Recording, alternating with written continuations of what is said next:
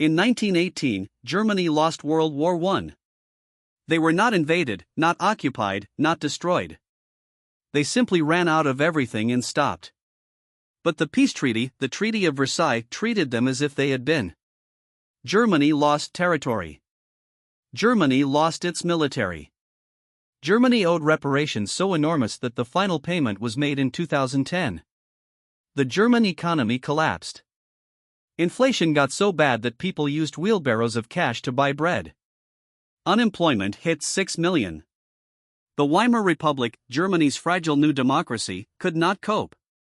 Into this mess stepped Adolf Hitler. He was a failed artist, a decorated veteran, and an extraordinarily talented public speaker who had very clear ideas about who was to blame for everything. By 1933 he was chancellor. By 1934 he was effectively dictator. He called it the Thousand-Year Reich. It lasted 12 years. Hitler had ambitions. He wanted to undo Versailles. He wanted to unite all German-speaking peoples. He wanted living space in the East, which was occupied by people he did not consider people. He rearmed Germany in violation of the treaty. Britain and France, desperately not wanting another war, let him. They called it appeasement. He called it an invitation. On September 1, 1939, Germany invaded Poland. Britain and France declared war. World War II had begun. The first shock was how fast it moved.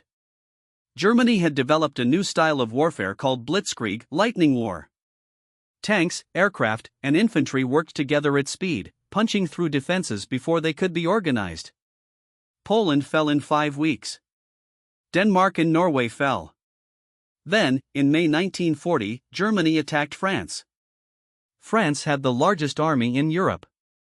France had spent billions building the Maginot Line, a massive fortified wall along the German border. Germany went around it. 6 weeks later, France surrendered. Britain was now alone. Germany launched an air campaign to destroy the Royal Air Force, the Battle of Britain. For 4 months, RAF pilots flew multiple missions a day against the Luftwaffe. They were outnumbered. They were exhausted. They held. Churchill called them the few. Germany cancelled the invasion. Then Hitler made the second biggest mistake of the war. In June 1941, he invaded the Soviet Union. Operation Barbarossa was the largest military operation in human history, 3 million German soldiers on a front almost 2,000 miles long. The Soviets were unprepared and were nearly destroyed. But the Soviet Union was enormous.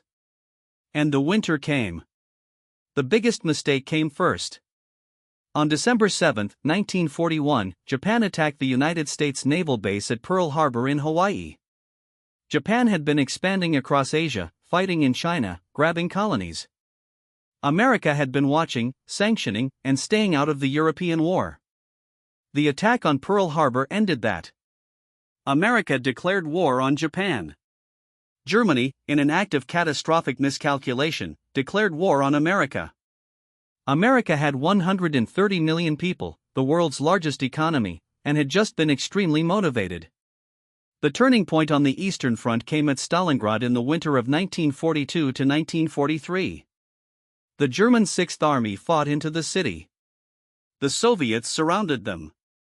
For 5 months, in brutal winter conditions, 2 million people fought in the rubble of a single city. When Germany surrendered there in February 1943, the tide had turned.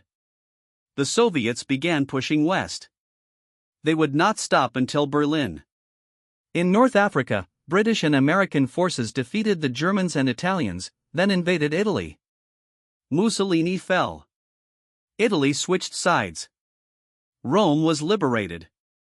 And then came June 6, 1944. D-Day. The largest seaborne invasion in history. 156,000 Allied troops crossed the English Channel and stormed 5 beaches in Normandy, France.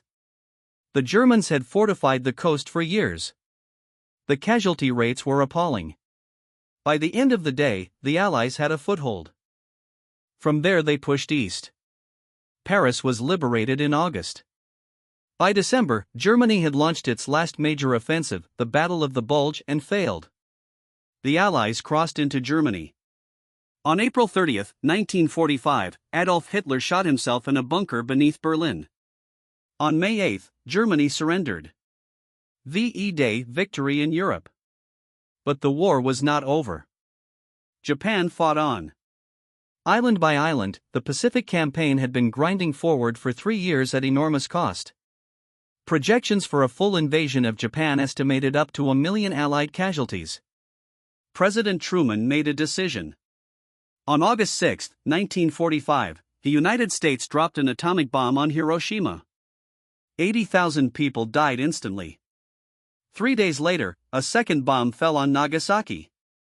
On September 2, 1945, Japan surrendered aboard the USS Missouri.